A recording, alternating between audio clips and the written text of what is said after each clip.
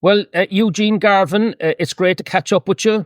I have been going through my study notes early this morning, again, looking through my fingers as I did the first time when I spoke some weeks ago to your colleague Jan in London in the Natural Women's Council. And what's very interesting is that this interview with you, you do a lot of the deep dive research as somebody who is an R&D director across global companies for 30 years odd. This is your thing, looking at the forensic stuff, looking at the roots of stuff. So I think it's going to be a very interesting conversation. But can I just to get straight into it, the Department of Education, the establishment have come out, all guns blazing, blaming everything on misinformation and those people on social media, and then of course making those comments to the legacy media. The newspapers and radio stations and so on, like as if social media was some kind of a hell for them, and I find that very interesting tactically, politically, that they would be doing that in the run up to a general election, because this is a very hot item. This affects kids in school and the creation of a kind of a cult-like atmosphere inside in the school classroom, which would be by the way, my words, I know, not yours, but that would be my summary from looking at the background of all of this. So would that be a fair assessment of it in a nutshell? Yeah, I think it is, Eddie. I guess they've a certain party line now, which is even slightly different than where things were, because they've changed their position on a number of items in what they've been communicating. We are going back, so just so everybody realizes, we have been taking time out to formulate a formal response to all the points that have been made, the disinformation, if I call it that, that's coming in the other direction. So we will be responding on that. And you did mention the kind of cult thing. I suppose there's a characteristic of cults, which people who are familiar with kind of what cults are like, is one thing is they never want you to be exposed to any information that might be contrary to the beliefs of the cult. That's one thing. And they never want you engaging with people who may be in an oppositional position to the cult. So those are actually two characteristics of cults, actually. So which is interesting. That's what we're seeing, that sort of behavior. Well, where we're jumping off from, Eugene, is that, as I understand it now, since the passing of the inverted commas hate speech, or the husk of the hate speech bill recently in the Dáil, it was rammed through late at night. Lots of TDs. I mean, 30 weren't even there in the chamber, including many of the leaders. And this is a huge change. This puts into Irish law 72 different genders. And I thought that was the worst part of it all, until I started to look at the detail of all of this in the background, to see that this gender ideology is really part of a much larger octopus. Let's put it like that. And it's just a sucker on one of the arms. There's much more involved here. Can you just walk us through that, and then we can dive into the detail a little bit? Yeah, so I suppose just to kind of give people some history, I've kind of been involved in this for maybe about 3 years. During the COVID period, obviously there was things happening with lockdowns. Now, I'll just become clear here. I was all for vaccination. I was for a level of lockdown, but I do believe they went beyond that. So there was, then we started seeing this censorship of information happening during that period, which was kind of new. I mean, I think people in Ireland have never seen the level of control that was done to the population in terms of you couldn't travel more than 5 kilometers, all this kind of thing. And then the censorship started on social media, like Facebook, YouTube, wherever it was. If you said the wrong thing that was contrary, and I won't even mention the V word because I know it'll affect your video. So that was the first time we've ever seen that in Irish society. And I guess for me, so I was kind of looking at, I was looking at social media. I'd been tracking the whole COVID thing for quite a while, and I've been tracking the WHO and their response to it, which was very poor. So if anybody goes back in history and looks at it, it was really poor at the start. And that kind of got me looking at things. And then I remember seeing Norma Foley. She was talking about the new curriculum for junior cycle, and she was, just these words are kind of in my mind. She talked about the children are going to learn the pronouns.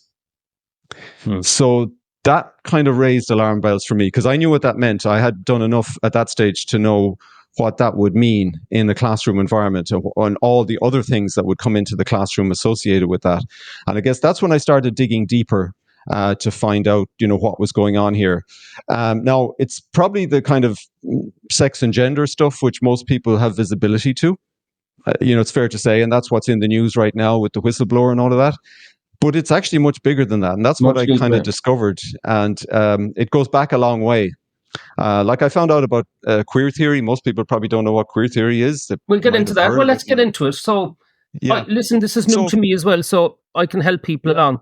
So, critical theory, as I understand it, and stop me if I'm getting this wrong, is this idea that that you basically look on everything as a kind of an oppression, and you have to free yourself up from that oppression. That's the basis of it. It comes from Karl Marx. We won't go through we won't go through the detail of the origins. I think I'll give you some links that you can put in the description, Eddie, that people can do some of their own research on critical theory and the Frankfurt School. So this critical theory was developed by this group of Jewish Marxists in Germany. That was in the late 1800s, right?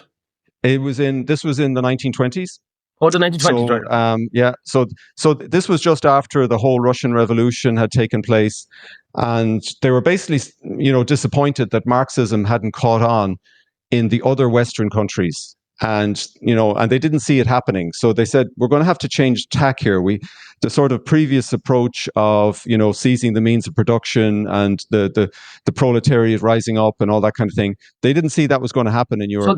So these Germans were very happy that the Bolshevik first cabinet was largely Jewish revolutionaries in Russia. And I don't. No, it's maybe just coincidence that there were Jews, and I know if you. No, they weren't. They were. Look, I fill it in for you. They were financed from Wall Street as well. Yeah. As was Karl Marx back in the day. Yeah. So they came up. They said, we need a new tactic here. We need a new approach, and so they came up with this thing called critical theory, which has evolved over time. But the nub is, as you kind of outline it, it's focused on Western society, and it's focused on basically dismantling Western society. So everything in Western society is oppressive. That's kind of the foundation of this thing. Religion is oppressive. The Western religions are oppressive. The Eastern religions aren't oppressive, right? So Islam's okay, but Catholicism, Protestantism, etc., they're all oppressive.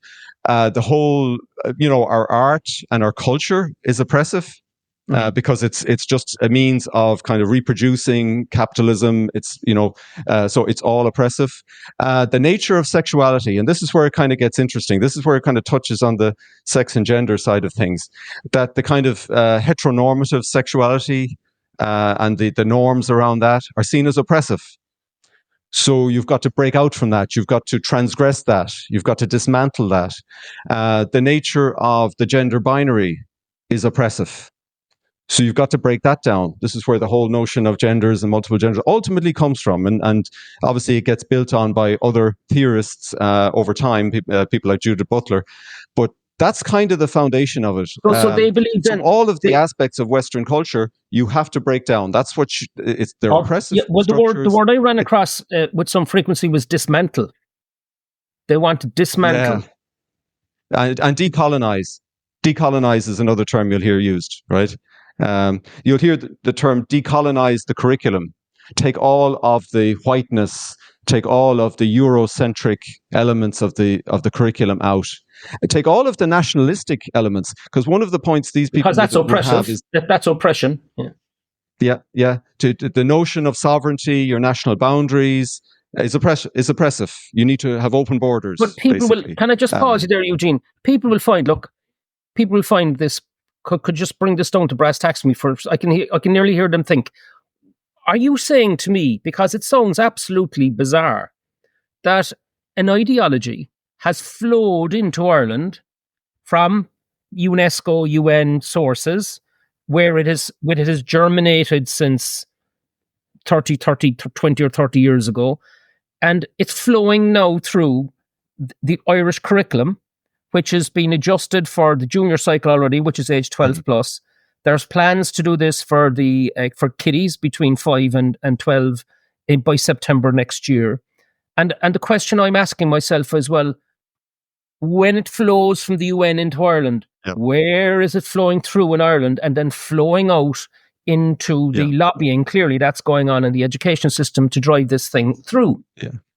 So you kind of have to step back in history a bit, Eddie. So part of the history is in the 30s. Obviously, these people were going through their research in Germany, but you had the rise of Nazism.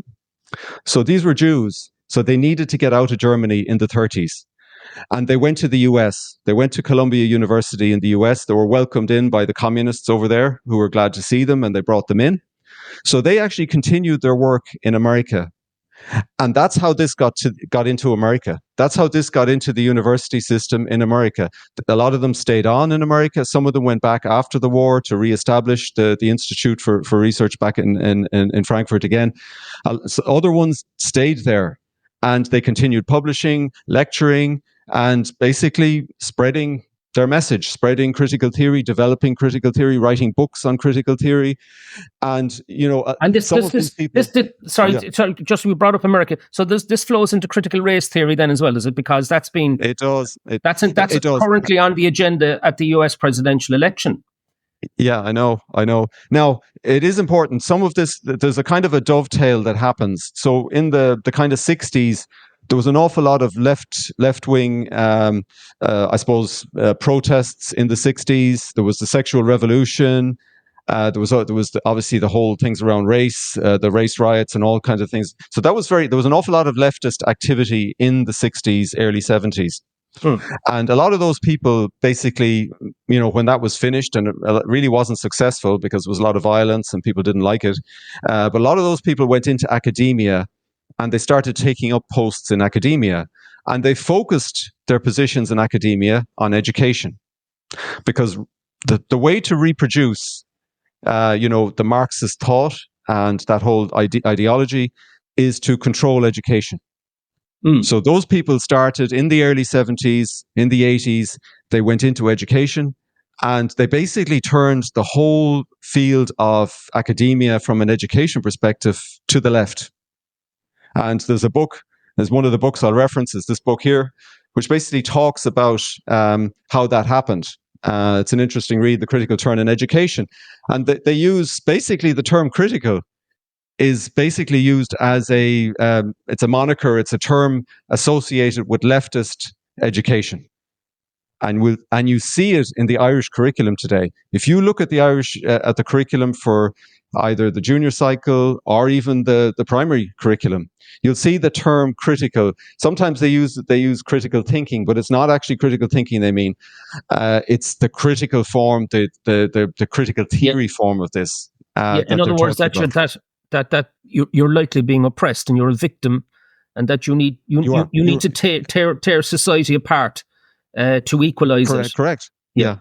I mean, they use the term. It's a term used by Freire, Paulo Freire, who was a Marxist educator with critical theory, brought it into the classroom in Brazil, and he's hugely cited. Like, one of his books. Again, one of the things you have to read the books. So my advice to people: you need to get these books. The Politics of Education by Paulo Freire. Yeah. The name of the book tells you something. The Politics of Education, right? He wanted to turn, my words now, he wanted to turn, he would have grown up in Brazil, which was pretty oppressed at the time, but he wanted to turn the classroom into a breeding ground for social activists. Correct. Fine, if you could argue fine at a university level, right? When people are much older.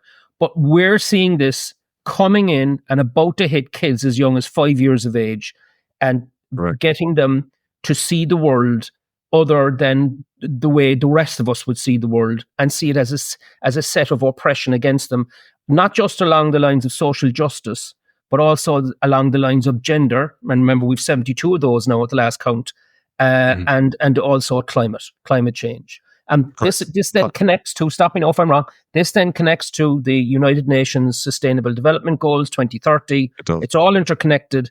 We send over our civil servants to these UN meetings. They come back with all this stuff. And then there is, but there's a kind of a coven of brewing going on in academia behind this, and very, very much pro this whole theory, this critical theory. Critical theory. And I think it's important. Can we just name names? Where are the centers of excellence? Let's just call it that. Inverted. Where's it coming from in Ireland? Who's pushing it?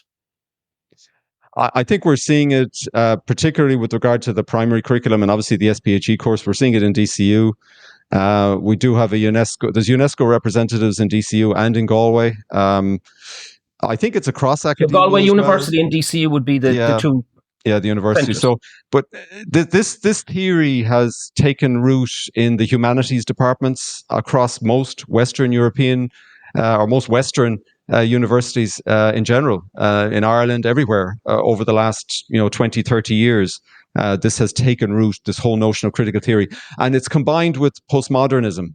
Yeah. So again, people mightn't quite know what postmodernism is, but postmodernism brings another layer on top of this. The postmodernists were Marxists as well, but they had their own take on the philosophy of Marxism, etc.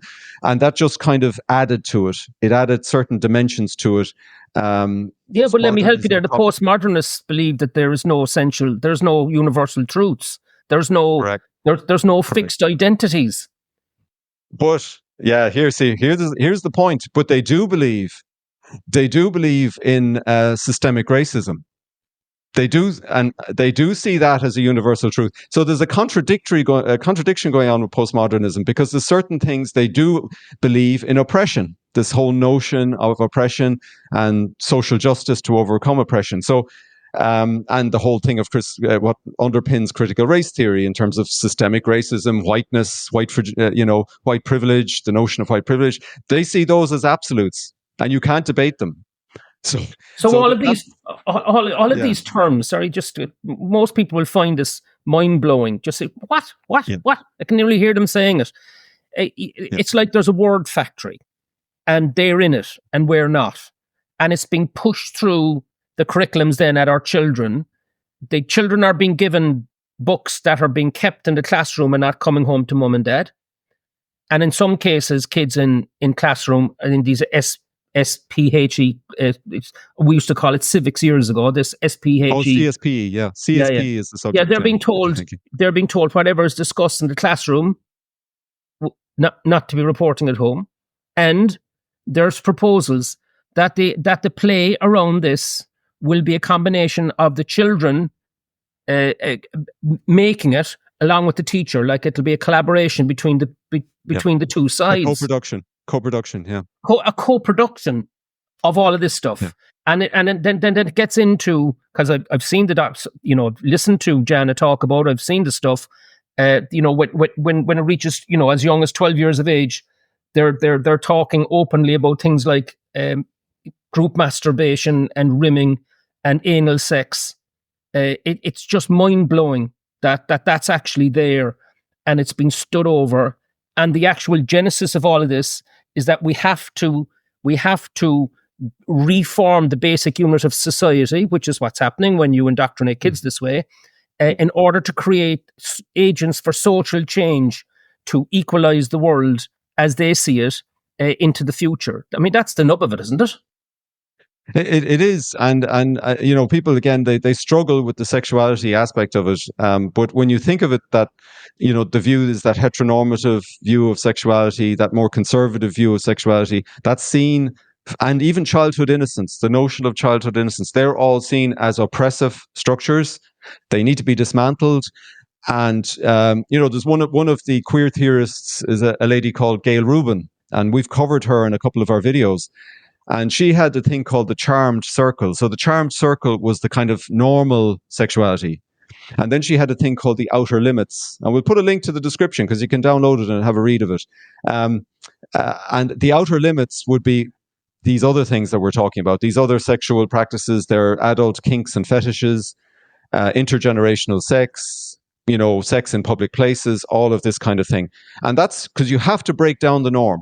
Like that's breaking down the norm. You have to transgress because the norm is oppressive. Yeah. Like that's the nub of it. Yeah, which is just And what you want. Which is just what you want to hear when you've got one of those teenagers or a gaggle of them that are all going through the yeah, I yeah, hate my parents couple of years, and they're getting this stuff put into their heads in school at the same time. yeah. That the whole thing And is even about outside oppression. of the kind of more graphical stuff, Eddie, the guidance in school is not to use heteronormative language. That's what the children are told not to use, and the teachers in the classroom are not to use heteronormative language. But this is creating. Sorry, no, but look, in my mind anyway, just applying common sense, this is going to create enormous amounts of psychological confusion for children, and that's at its mildest. It could damage those that are vulnerable. They already feel they don't fit in, Yep. and now they're being given an entire doctrine as to why their feelings are correct. So, and then they could actually then go on to physical surgery. We don't know where that's going to take them from a life expectancy perspective. We don't know that the pharmaceutical industry will stand to gain over €1 million per person that goes through a transition when you add up all of the chemicals and hormones they have to use from then on. And like the science on this, there is non-existent. This is an ideology that's driving this. It's quite extraordinary. When we did see the pushback on the hate speech bill, and it was diluted now into the hate crime, again the actual pushback against the pushback was coming again from this incubator, which goes all the way back to the UN and then through DCU and Galway University. I noticed that there was a document launched there. I just took a note of it in June 2021. Can you tell us a little bit about that? Teaching for Social Justice across primary curriculum. And this was launched by a bunch of academics with Norma Foley, the Minister for Education, and of course with some chirping on the sideline from Michael D. Higgins. Yeah. So I guess the story here, Eddie, is that we did a very detailed review of the the primary curriculum last year. We went through all the research papers, all the draft documents, etc., and we came up with a very negative conclusion. Now, we weren't aware of this book at the time, but we could see the critical pedagogy or the critical theory coming through in the curriculum. We saw the vagueness in the curriculum. We could see that there was a subject targeted at 5-year-olds. Like, this is the junior infants group, which was a whole area of sustainable development and stuff like that. That was being targeted at the youngest age group. Then we discovered the book. This book, Eugene, was to teach teachers how to teach the stuff, isn't it? Well, it is, and also for the book publishers, because remember, the book publishers take the curriculum and they create the books. So what's in this book, and it goes through every single subject. Can you just put it up to camera there so people can see it? Yeah. Okay. So there it is. Teaching social justice and sustainable development across the primary curriculum, every subject. You're going to get it in art, history, mathematics, English, music, drama. It's spreading out from SPHE across the entire curriculum. Everywhere. So social justice, there's a term they use, which is education for social justice, or ESJ. It's a term used by UNESCO. And there's also a term called education for sustainable development called ESD. Though those are terms you'll find if you go onto the UNESCO website and do a search there, you'll find those terms defined. So this is coming from UNESCO. And UNESCO actually say on their website, they talk about young learners, educating young learners in social justice and climate change from as young an age as possible, basically. One of the things that jumped out at me was that they actually name-checked, one of the three academics, name-checked climate strikes and Black Lives Matter as the kind of iconic things that the kids could actually get stuck into in due course. Yeah. I mean, I found that extraordinary. I mean, when you look at what climate strikes look like, where you're chucking paint on works of art, or you're sitting across the road, blocking traffic. These are I just found that remarkable, and that this then is the training ground for the teachers themselves, because we now have in recent days the Irish establishment coming out and saying, "Oh, this is all nonsense. This is misinformation." Yeah. It's not goddamn misinformation. It's in your own documents. Correct. And I'll give you an example, Eddie. Actually, even in one of the current English books on the junior cycle, there's a book called Louder Than Words, right? It's an English book. It's an English textbook. In that, there's a section on activism. There's a section on Greta Thunberg. because you want to be like Greta Thunberg, right? We need to create more Greta Thunbergs in our society. Like, this is an English book. So this is what you see. It permeates across every single subject, and they have a thing called the whole school approach. That you might never have heard this term before, but they use this it's used an awful lot. The whole school approach. It means every subject. It means every activity in the school.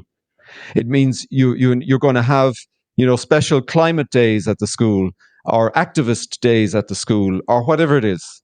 Or you'll bring in Belong To, or Tenny, or somebody. So they're turning Irish schools into political activists, incubators. 100%. And education 100%. becomes secondary then, because it's filtering across the entire curriculum, and everybody's going to get. So in other words, you're actually sending your child when they leave you in the morning with their sandwich box, and you drop them off. You're actually dropping them into a cult. Because that's, for me, my words. I'm not asking you to use those words. That seems to me to be the objective of this. Yeah, and I'll give you an example, Eddie, because people would say that if you went to a Catholic school, 40 years ago, well, that was all indoctrination and you'd have been indoctrinated and everything. Well, you weren't actually. If you had an English book in a Catholic school, or a geography book, or a history book, it was about history and geography. It didn't talk about Catholic doctrine. It didn't talk about saints and various figures in the Catholic world. It talked about history, geography, mathematics, English. That's what we all went through. That you had a religious knowledge class where you talked about religious knowledge and Catholicism. So we did not see this before. This is the first time we've ever had this in Ireland, that we brought this level of indoctrination across the curriculum, all at the behest of UNESCO. Yeah, but where we are now, though, Eugene, is that quite clearly the parents of Ireland, with some exceptions, are blissfully unaware of any of this material, and it's only coming up now because of pushbacks by the likes of yourself and Jan and others, and whistleblowers coming forward saying, "Yeah, this is where we are." I think people are going to be absolutely, it's probably, it strikes me, it's probably the most important thing in Ireland today. That's the least well known, and it's it's more important than anything else. What could be more important than sending your child in to get educated and having your child coming back indoctrinated with Marxism and seeing themselves as a victim, that they're being oppressed, and that there's no universal truth about anything? I mean, that to me, especially for young minds, is extraordinarily dangerous, because you're creating massive uncertainty where people need stability. Yeah, and if you think of there's another thing I think we need to talk about in the context of this. If you could think of those learners in the 5, 6, 7 age group who are going to get this as a subject and across all their subjects in infants class, right?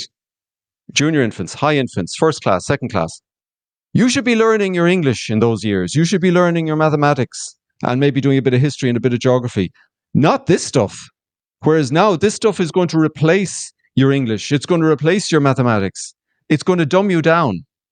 So and this, we've seen this in the US. Anybody who does a quick check online will see the state of US education, because this happened to US education years ago. It's been in a bad place with this kind of indoctrination for a long time.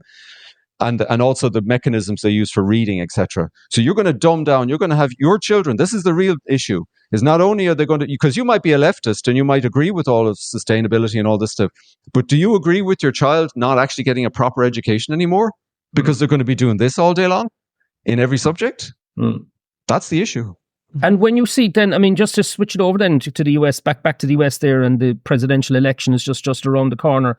I think it's very interesting that Trump, and lots of us are no great fan of Trump, but the policy platform is interesting. He's saying that he's going to kick critical race theory and gender ideology out of US classrooms. So clearly, there's a gathering pushback amongst the parents of America. Those that are concerned about this, about what's going on in their own classrooms, and we've got advance notice of it here. This hasn't happened yet in Ireland. Not at the kids, at the youngest kids level. It's happening in the junior cycle, which is a considerable concern. Well, well, Eddie, it's actually happening in the primary schools since 2016. Oh, do you know why? Yeah, let me talk about that. It's happening there because of anti-bullying. the whole notion of this anti-bullying campaigns started in 2016 with Belong To, and one of the DCU lecturers actually was involved in that. And they've been doing anti-bullying training, which involves bringing the whole notion of gender, that the socially constructed gender, self-determined gender, into our primary schools since 2016. Now, I don't believe it's been allowed into all schools. Certainly the Catholic schools weren't letting it in for a period of time. But they have a new campaign, which is called Canaltas, the Canaltas program. Kindness. Kindness is the Irish word for kindness.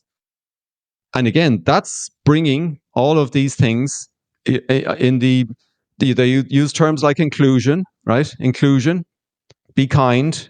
But it's an excuse to bring this stuff into classrooms with really young learners. That's what's happening. You'll see the flags, you'll see them in schools. This is happening right now. But why do you think Irish parents are unaware? They're not plugged into this stuff? Because the teachers clearly are. Teachers that are promoting this, not all teachers are. I know lots of teachers. No, they're not. No, not all. There's a lot of very, very uncomfortable teachers, but they're keeping their heads down. They're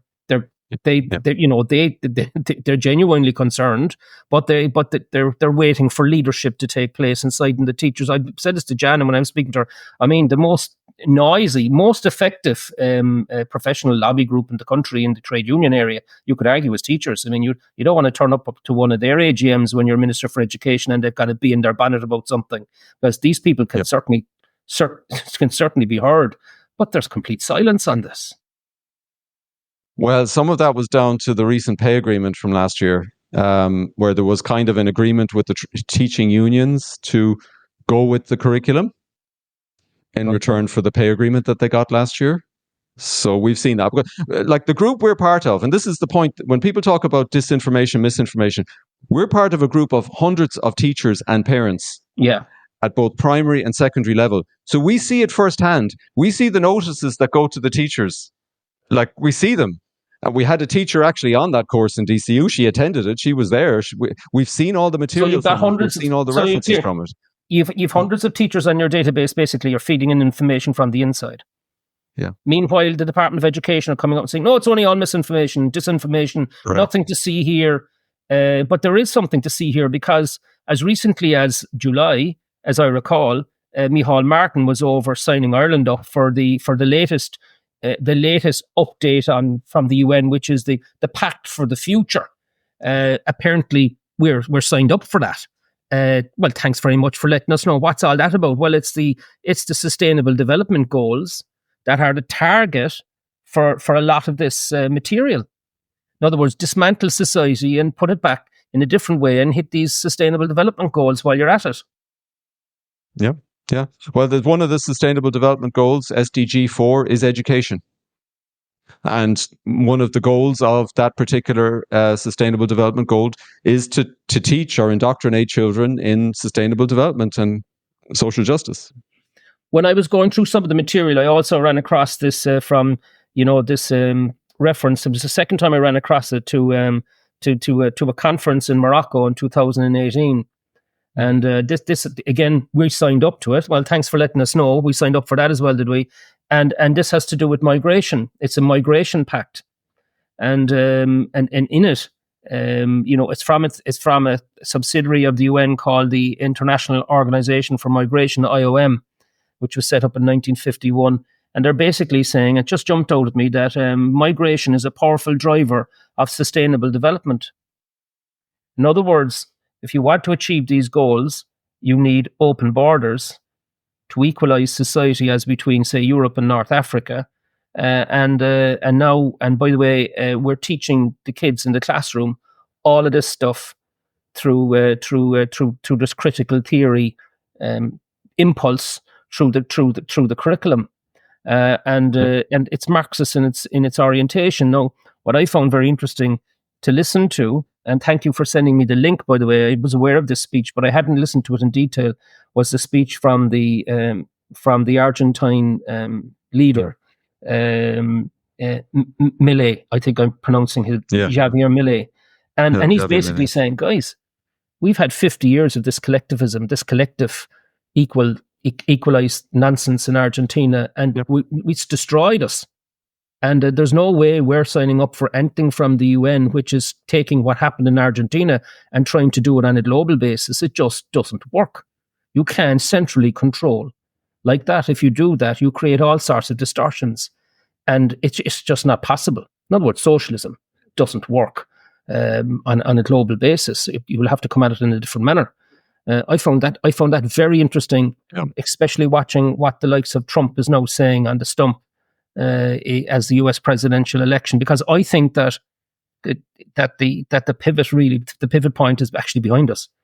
When all of the I know it's jumping from one area to another, but they're all interconnected. When on the 1st of May this year, when all 49 US senators came out and wrote to Joe Biden and told him you cannot sign the World Health Organization pandemic agreement because it's offensive to US sovereignty. And there was an attempt to land it 4 weeks later in Geneva after years and years and years of planning, and they had to pull it because of the pushback. And now we're getting the pushback on this ideology stuff as well. And then in Europe, we're seeing a move back to the centre, away from the wokey left, which was very fashionable for a long period, and it's quite marked. Italy, Austria, Germany, France, and Holland, all saying, no, I've had enough of this. And the Swedes, of course, as well, saying, no, sorry, I had enough of this. And the Swedes are taking it one step further and saying, we're not happy at all about the UN Sustainable Development Goals. So common sense is beginning to finally raise its head. But the problem here in Ireland seems to me to be, now stop me if I'm overdoing it here, it seems to be that we just want to be seen to be the best boys in the class. We're the most pro-UN, pro-WHO, pro-globalism you could possibly and anybody who suggests otherwise, well, that's disinformation and misinformation. You're hard right. That's what you are. I just find it extraordinary. Where's the critical thinking, the leadership?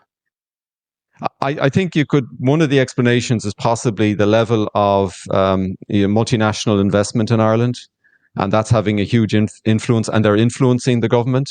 Now, I don't know that. I'm only speculating that. That's obviously something. Ireland is a pretty small country, relatively speaking, a small economy, but it's very strategic. If you think of all the international cables that come through, the data cables, the data centers that are in Ireland, if you want to have stability, you want to control Ireland. You do not want Ireland, having, contention at a political level. You want it locked down as much as you possibly can. And that's possibly one of the reasons we're seeing this, and that influence is bearing on the government. I mean, I'll give you one example, Eddie. So something that people probably don't quite realize is that Amazon, for example, and it's common to Amazon everywhere, but Amazon in Ireland employ very few Irish people. And they deliberately don't, and this is what they do, whatever country they're in, they will not tend to employ local people because they do not want any sort of representative groups forming, like trade union groups or special interest groups. So they'll bring people in from as diverse and as they possibly can, from all over the world, different cultures, everything. And I've been in the Amazon building in Dublin. I've seen it firsthand. And I was kind of surprised. I said, geez, there's people here from everywhere. Very few Irish people here. And that's what they do. They deliberately do it. It's a HR policy that they have because they don't want any trouble. They don't want any groups forming, as it were, which you might have if you had a coalition of people, Irish people or people from the UK or something like that. So it's a strategy. Yeah, but one of the again, like an octopus, as I said earlier on, one of the other octopus's arms here, which I find again eyebrow raising, is critical race theory. It's a much bigger thing in America, where the argument is that the whole system is set up to oppress people of color, but that they're basically saying that there is no race at all, that it's a construct, and social construct, and it needs to be seen as just, it's an illusion, it's a creation. But you could say that about nation states itself. Ireland is an illusion, doesn't actually really exist, but it exists in our heads and our imagination. I mean, but that doesn't mean it doesn't exist. It's just, it seems to me that this whole notion that you can just mix cultures together, no problem, because sure, it's an illusion anyway. That race is an illusion, and therefore we need to deconstruct race itself.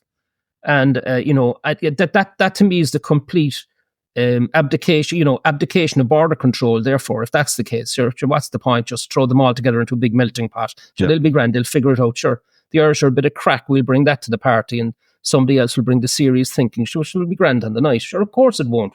We all know what happens when you try that. It's been tried in Ireland, and look at what's happened over the last 12 months. Yeah. And I think that the whole thing about critical race theory, it was obviously it has its roots in the USA, right? So the theorists who developed it developed from another critical theory, which was critical legal studies. There was a thing called critical legal studies, and it evolved into critical race theory. And all of the people involved in that were Marxists. So they were self-proclaimed Marxists. They didn't claim to be anything else. And they in their books, if you look at their books, they do reference the critical theory of the Frankfurt School. So that's the lineage they come from. Now they actually overlay then this kind of postmodern element to it as well, and then this absolute dogma of whiteness and white privilege that they have, and systemic racism. Now you might be able to win that argument in the USA or in a colonial country like the UK or whatever. We were never a colonial country. We've been oppressed for hundreds of years. We never colonized anybody else. It doesn't wash with an Irish person. An Irish person's not going to lie down and say, I've got white privilege. Oh, forgive me. It's not going to. Most of us who grew up, most of us know poverty. We're only one generation from being from probably poverty for most Irish people, of our age. So it doesn't wash with us, and it shouldn't wash with us. It's a construction. It's a construction of critical theory, another form of critical theory, basically based on race. And its approach is to break down a country, to cause division in a country, and it's also used as a tool to gain power through diversity, equity, inclusion.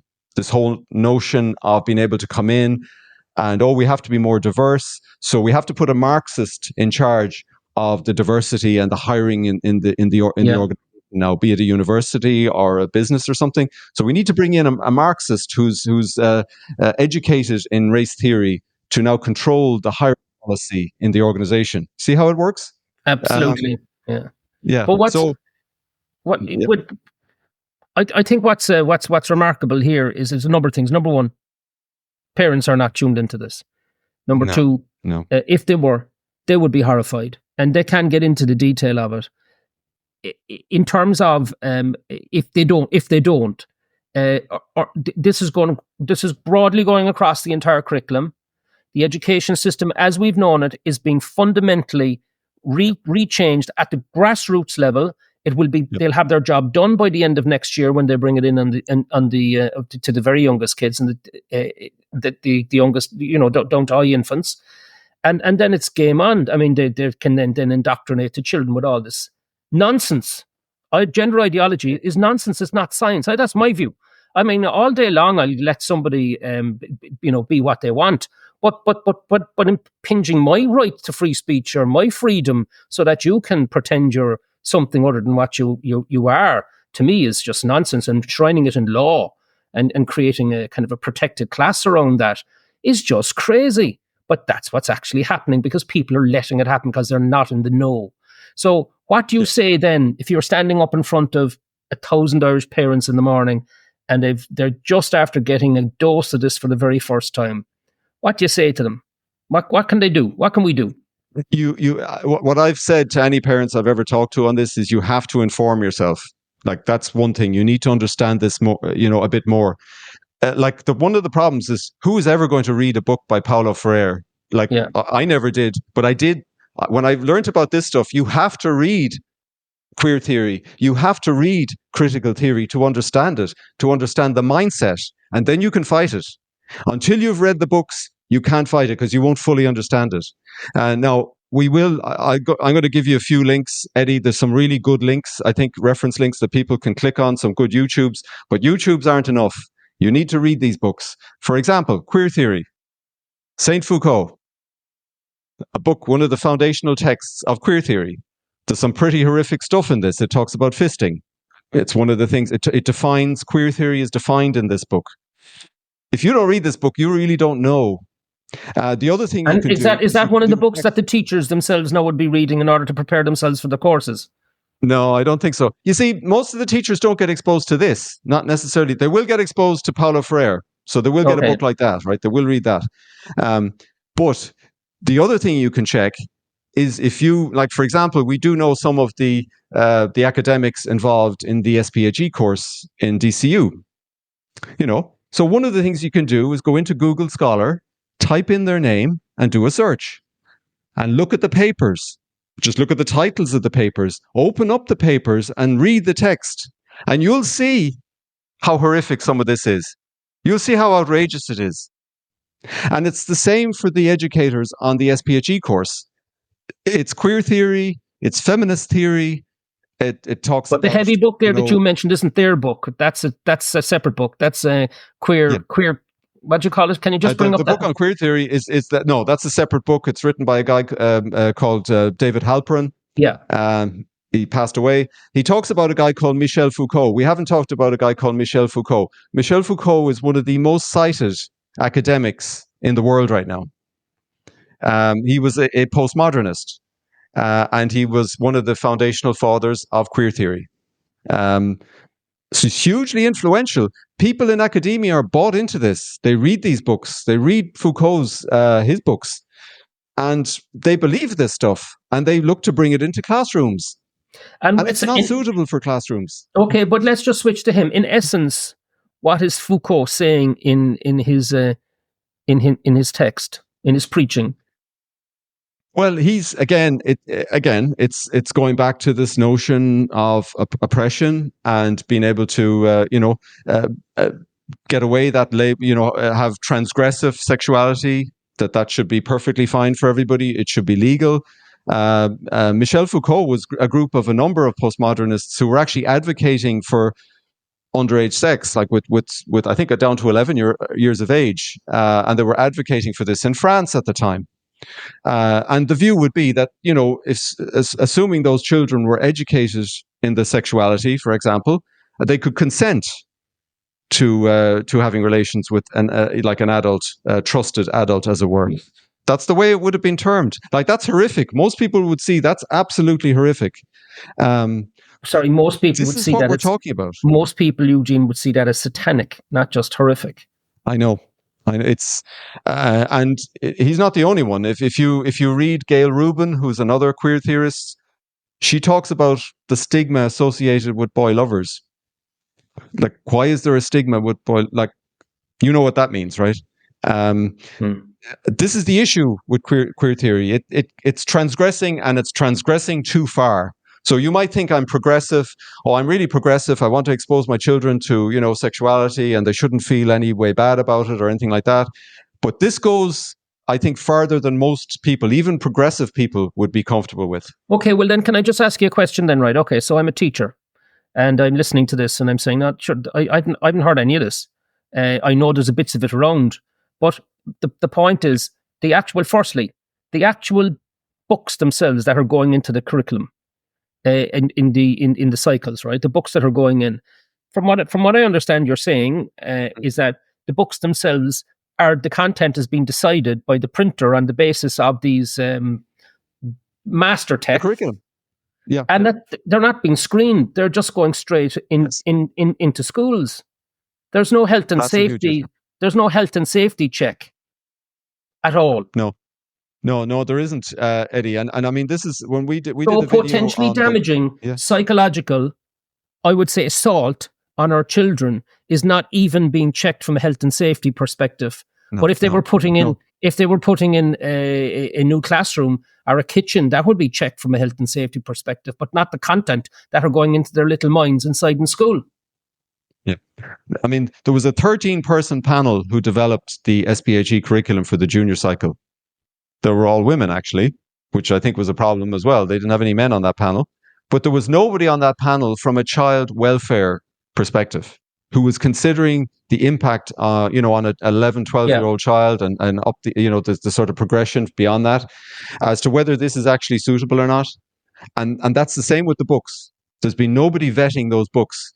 The department will say, well, the books aren't our responsibility. Norma Foley will say they're not my responsibility. They're, ultimately it's down to the schools, and the teachers in the schools select which books they want to bring into the school. Yeah, but the schools will say, no, the Department of Education set up all this. They've created this new I know. education system, and they implemented it, and we just got the books from the printers because they were kind of compliant with the general impulse from the Department of Education. Yeah, that's not going to wash.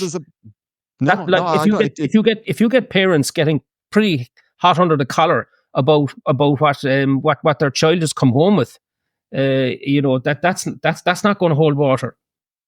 Yeah, and the issue with the SPHE books is they were staying in school; they weren't coming home. Yeah, and is that still the case?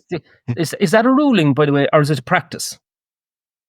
It's certainly the standard practice. They're locked because all those books are purchased by the department. They're not purchased by the parents, and so that was happening. They never came home. But are you not allowed to take the book? Like, in other words, is your bag checked on the way out of the class? No, we've seen it since the whistleblower video. We've had parents come up to us and said, "I got my child to smuggle out the book, and I've looked at it, and I'm horrified." Wow. Is there more whistleblowers to come, including parents? Is there more people prepared to come on camera? I think we've certainly got a few parents and we're probably going to do a round table with a few parents because they are totally frustrated with this and they're just getting gaslit. They're being told that, first the video is misinformation, it's fake, it's not real. This is the whistleblower interview. Yeah, they've been like, that's the view on a lot of kind of parents groups, that's the case. It's like, it's false, misinformation, not real. And hence the parents then who do believe it's real and have looked at the books and aren't happy, some of them are getting ostracized, they're getting labeled, you're homophobic, you're far right, you're all the usual names, right, that kind of get thrown out. So we've got a number of parents now who've had enough and they're willing to come on a public podcast and talk about their experience. And they're not going to hesitate doing that now, which is great. We haven't had that up to now. I can tell you if that's what happens, the Department of Education will be very slow to label them as misinformation and disinformation, not with a general election just around the corner. And exactly. What I find extraordinary, again, if you go back to the trade unions, is that, okay, they may have got a settlement and it may have been directly connected or indirectly connected to turning a blind eye to all of this stuff. But like these are serious trade unionists in the Connolly mode, some of them, that wouldn't put up with that at all. I just find it extraordinary that they're not out, Yeah, I think the nature of leftist activism and this, what we're seeing right now, is it's not the same as the Connolly era. It's not the socialism we would have known before. These people do not have an interest in the unemployed and the working class. It's not that kind of Marxism. It's cultural Marxism. It's about the means of the production in terms of education, for example, the means of cultural production and reproduction. So they're not interested. That's why the people in Coolock or wherever it is, no politician cares about them anymore. There's no left-wing politician in this country. Sinn Féin didn't care for them. The Social Democrats, the Labour Party, they threw them under a bus, far right, everything, scum of the earth, no interest in those people. Those people are unrepresented now. They have nobody to represent them. There's nobody representing the working class in Ireland anymore. It's gone. The day of Connolly is gone. Forget it. So this is the issue. So the left have changed their emphasis, as you can see, and it's focused on this identitarian politics. It's focused on social justice. It's focused on climate. That's where it's at now. That's where the game is at. And obviously, the reproduction in the schools. You have to indoctrinate the kids in schools. That's essential. You've got to do that. That's why they're doing it. Well, look, Eugene, I think we leave it at there. I mean, it was a good rattle through some of the complex concepts behind all of this, but they're only complex, I found, on the first reading. On the second reading, I was getting it. And on the third reading, I was completely absorbing it. I mean, saying, right, now it all fits. Yeah. You can see the bits falling into place because this has been a long time in construction. I just find it absolutely horrifying that this is happening under the nose of Irish parents without their knowledge or consent. And the kids themselves are being targeted for a kind of an indoctrination program to turn them into activists. For what? Yeah. For what benefit? Who gains from all of that? And that's the question that I'm going to leave for another day. Who gains from all of this? Because this particular area, education, is part of a much larger chessboard that's on the move as we speak. I mentioned the World Health Organization earlier on. There's much bigger parts to this chessboard than just this, but this is serious stuff. As I said, this is the most serious matter in Ireland today that gets the least amount of public attention, and I hope this will help bring it further to light. So, Eugene, I want to thank you for doing that. In terms of getting the links to the documentation you think are the most important one, where can people go? I mean, I can put stuff obviously up on YouTube, hopefully, but where do people go to contact the Natural Women's Council? Yeah, well, we've got there's a Natural Women's Council.ie website. It's probably the best place to go, and you'll also find the YouTube channel. And we've done a lot of YouTubes on the topic of education in particular, including the primary curriculum assessment. Now, we haven't covered this book yet. We will cover the book that I've just talked about because we didn't know about it. It was literally in the comments of one of our videos. Someone told us about this book. So we're going to cover that in a bit more detail. And you think that's a kind of foundation document for the juniors, for the primary. The primary cycle that's coming in, yeah. And we did some videos on the primary curriculum. We basically said it wasn't fit for purpose. We got a lot of dislikes and a lot of negative comments. People thought we went over the top. They didn't agree with our assessment.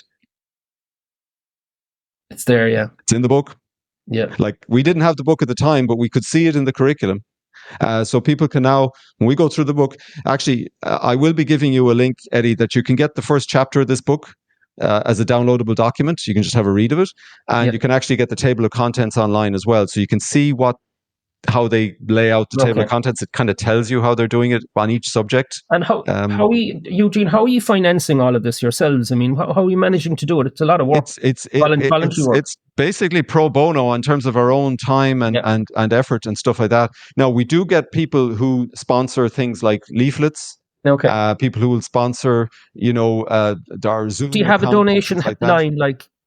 Do you have a donation engine set up to get some cash in to help? It's on the website actually, and people can donate there. And we've seen an increase. Like, more people are coming forward and saying, I'll print stuff for you. I'll do some service for you. I'll do graphic design for you. So we really appreciate that. So that's, people are doing, work in kind to help. It's off our own nickel. We're not an NGO. We don't get any money. We don't get any money from George Soros or Bill Gates or anybody like that. So it's people doing their own time and their own effort. We buy our own books. Like, I've spent hundreds of euros on books in the last 2-3 years, to be honest. And books I wouldn't want to buy normally, but I had to buy them because the only way you learn this stuff is to read the books, right? I had to get down into the origins of it. Well, look, Eugene, thanks for galloping through all that in a little over an hour, and hopefully it will add to the information that is out there and build it. The most important thing, however, is that parents start talking to other parents and start talking to even greater numbers of parents, as between themselves outside the school, coffee mornings, that they actually start talking about this type. Like my kids now, my youngest is 24 and up to 30, so they're through it. But like, the next generation are coming along, and I tell you, if I was a younger person and I thought that my children were going to go into this, I would be deeply upset about it, and I would be doing something about it. I wouldn't be standing around waiting for somebody 100%. Else to do something about it.